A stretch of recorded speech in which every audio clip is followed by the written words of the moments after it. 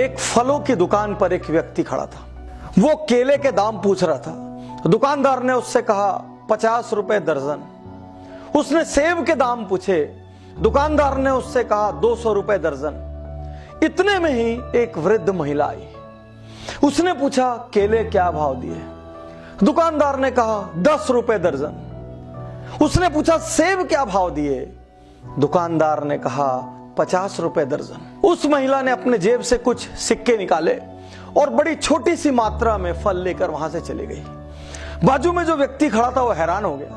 उसने कहा अभी अभी आपने मुझे केले 50 रुपए दर्जन और सेब 200 रुपए दर्जन बताए और आपने इस महिला को इतना कम क्यों बताया? उस दुकानदार ने जवाब दिया, साहब इसका दुनिया में कोई नहीं है।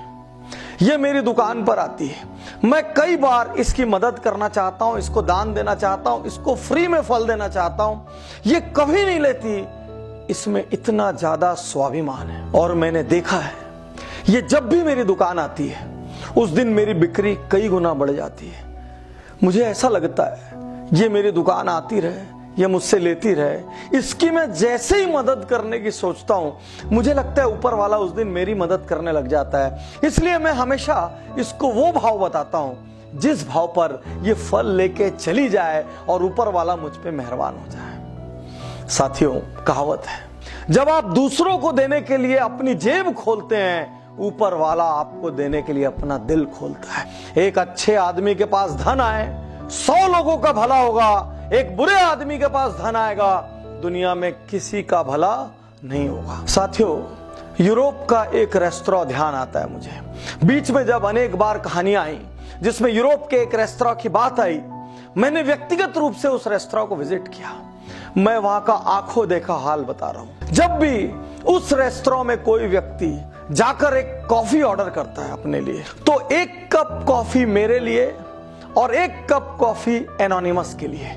और एनोनिमस के लिए का अर्थ है वो 2 कॉफी के पैसे पटाता है। एक कॉफी वो खुद पीता है, दूसरी कॉफी का स्टिकर दीवार पे चिपक जाता है। कुछ देर बाद कोई गरीब, कोई अंडर प्रिविलेज, अफोर्ड न कर सकने वाला व्यक्ति आता है और उस दीवार से वो एनोनिमस वाला स्टिकर उठाता है, काउंटर पर लेके जाता है, कॉफी पीता है, चला जाता है। जाने लोग ऐसा किस किस चीज के लिए करते हैं। वो पिज्जा के लिए करते हैं, वो कॉफी के लिए करते हैं, वो बेकरी आइटम्स के लिए करते हैं, वो अपने लिए लेते हैं और साथ में एक किसी अनजान व्यक्ति को दान दे देते हैं। मैं धन्य हूं ऐसे देशों की मानसिकता पर, मैं धन्य हूं ऐसे लोगों की मानसिकता पर जहां इस तरीके की सोच है।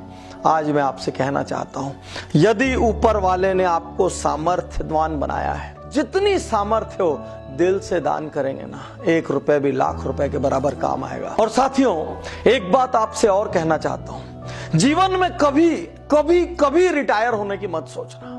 यदि आपको लगे मेरे पास बहुत हो गया है, मेरे को और जरूरत नहीं, मैं शांति से बैठ जाऊं, तो बस उस दिन अपना पेट भर लेना और जितना एक्स्ट्रा कमाओ दुनिया के लिए कमाना, उन लोगों के लिए कमाना जो आपके जितने भाग्यशाली नहीं है।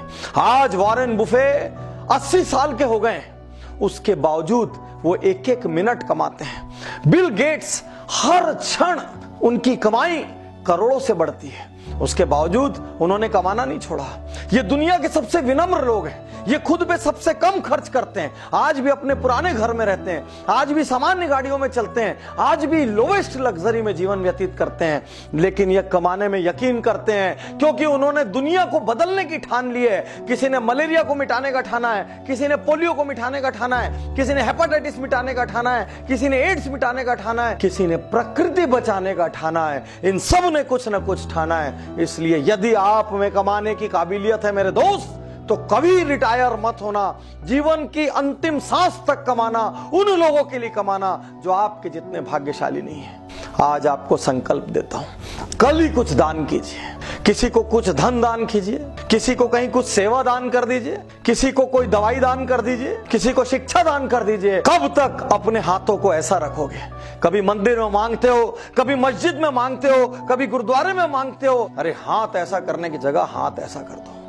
जिस दिन हाथ लेने वाले की जगह देने वाला हो गया ना, उस दिन ऊपर वाला आपकी चिंता खुद करेगा। और जब ऊपर वाला किसी की चिंता करता है तो उसको अपनी चिंता करने की जरूरत नहीं पड़ती। और हो सके तो अपने प्रॉफिट का या और बड़ा करना हो तो अपने टर्नओवर का छोटा सा एक हिस्सा संसार के लिए रख देना। आपके साथ जो आपकी टीम काम करती है, ISR, इंटरनल सोशल रिस्पॉन्सिबिलिटी, दुनिया में बड़ी बड़ी जगह बड़ी बड़ी चीजें बनाइए, लेकिन आपकी अपनी टीम के लोगों की फिक्र करिए।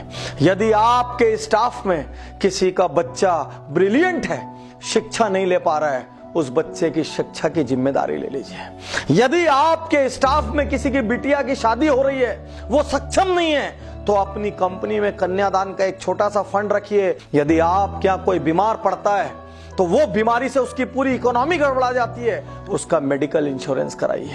यदि ना कराया हो, यदि संभव ना हो, तो कम से कम उसकी हारी बीमारी में कुछ दान कीजिए। आपसे अपील करता हूं, बिना एक क्षण की देर किए आज ही दान स्टार्ट करिए। जीवन का कोई भरोसा नहीं। यदि ये वीडियो आप तक किसी के माध्यम से पहुंचा हो तो प्लीज YouTube पर जाइए, उज्जवल पाटनी चैनल को सब्सक्राइब करिए।